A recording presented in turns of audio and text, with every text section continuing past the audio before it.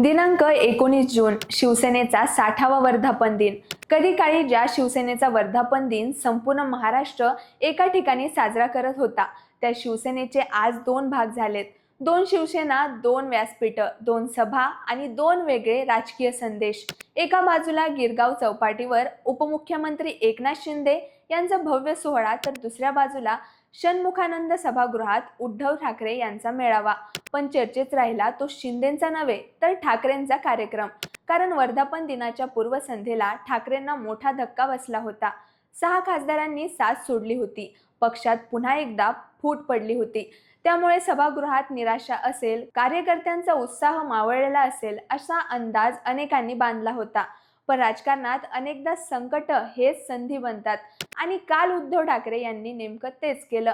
एका भाषणातून त्यांनी असा राजकीय डाव टाकला की संपूर्ण चर्चेचं केंद्र बदलून गेलं।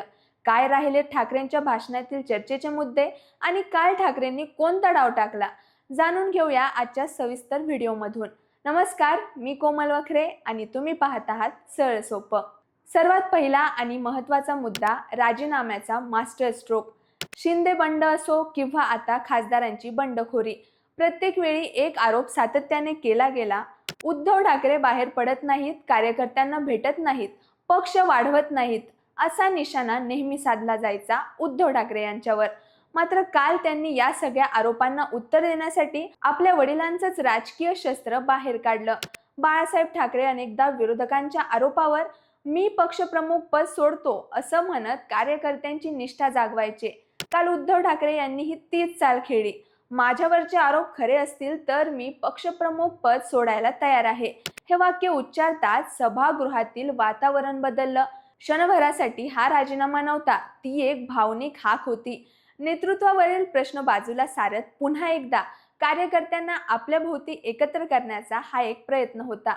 दुसरा स्ट्रोक म्हणजे निष्ठावंतांचा सत्कार। राजकारणात बंडखोराचं कौतुक होतं अशी भावना अनेक कार्यकर्त्यांच्या मनात निर्माण झाली होती। पण काल ठाकरेंनी वेगळा संदेश दिला। ज्यांनी संकटात साथ सोडली नाही अशा खासदारांचा व्यासपीठावर सन्मान केला गेला। हा फक्त सत्कार नव्हता, तर तो पक्षातील प्रत्येक पदाधिकाऱ्याला दिलेला संदेश होता की निष्ठा ठेवली तर सन्मान होतो। सोबत पक्षातील संभाव्य फुटीलाही सुरुवातीलाच आळा घालण्याचा हा प्रयत्न होता। खासदार गेले, आता आमदारही जातील, नगरसेवक जातील, अशा चर्चा सुरू झाल्या होत्या। त्या चर्चांना खरं उत्तर ठरलं तिसरा मुद्दा, काँग्रेसमध्ये विलिनीकरणाच्या चर्चेला पूर्णविराम। बंडखोर खासदारांनी बाहेर पडताना एक मोठा आरोप केला होता, ठाकरे गट काँग्रेसमध्ये विलीन होणार आहे, शिवसेनेची विचारधारा वाचवण्यासाठी आम्ही बाहेर पडलो आहोत, हा दावा केला जात होता।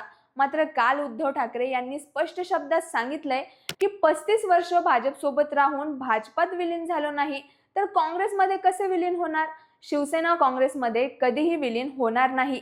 त्यांच्या एका या विधानाने कार्यकर्त्यांच्या मनातील संभ्रम दूर झालाय। शिवसेनेची ओळख आणि अस्तित्व कायम राहील असा संदेश त्यांनी आपल्या समर्थकांना दिला।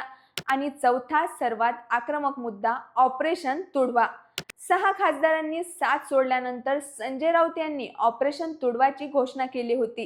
काल उद्धव ठाकरे यांनी त्याला जणू अधिकृत मान्यता दिली। ते म्हणाले की तुमच्या मतांवर निवडून आलेले लोक जर तुमच्याशी बेईमानी करत असतील तर त्यांना धडा शिकवण्याचं काम तुमचं आहे। हे वाक्य फक्त खासदारांवर टीका नव्हती, तो मतदारांच्या भावनांना दिलेला स्पर्श होता। ज्यांनी पक्ष सोडला त्यांच्या विरोधात नाराजी निर्माण करणं आणि स्वतःबद्दल सहानुभूती निर्माण करणं, हा त्यामागचा राजकीय हेतू स्पष्ट दिसत होता। एकंदरीत पाहिलं तर कालचा कार्यक्रम हा केवळ शिवसेनेचा वर्धापन दिन नव्हता, तो उद्धव ठाकरे यांच्या राजकीय पुनर्बांधणीचा आराखडा होता। संकटातून सहानुभूती, सहानुभूतीतून संघटन आणि संघटनेतून पुन्हा उभारी, हीच रणनीती कालच्या संपूर्ण भाषणातून दिसून आली। आता ही रणनीती कितपत यशस्वी ठरते आणि फुटीनंतरची ठाकरे सेना पुन्हा उभी राहते का, हे येणारा काळच ठरवेल। पण एक गोष्ट मात्र नक्की, कालच्या षण्मुखानंदच्या व्यासपीठावरून उद्धव ठाकरे हे अजूनही आक्रमकपणे लढण्यासाठी तयार आहेत। अजून ते म्हणत होते की आपली लढाई अजून संपलेली नाही, आता लढाई कुठपर्यंत सुरू राहते, ठाकरे कितपत मजल मारू शकतील, हे पाहणं महत्त्वाचं ठरेल। बाकी तुम्हाला या कालच्या मेळाव्यामधील अधिक प्रभावी मेळावा कोणता वाटला, ठाकरेंचा की शिंदेंचा, हे आम्हाला कमेंट करून नक्की कळवा। आणि अशाच व्हिडिओसाठी सरळ सोपं चॅनेलला सबस्क्राईब करायला विसरू नका. धन्यवाद.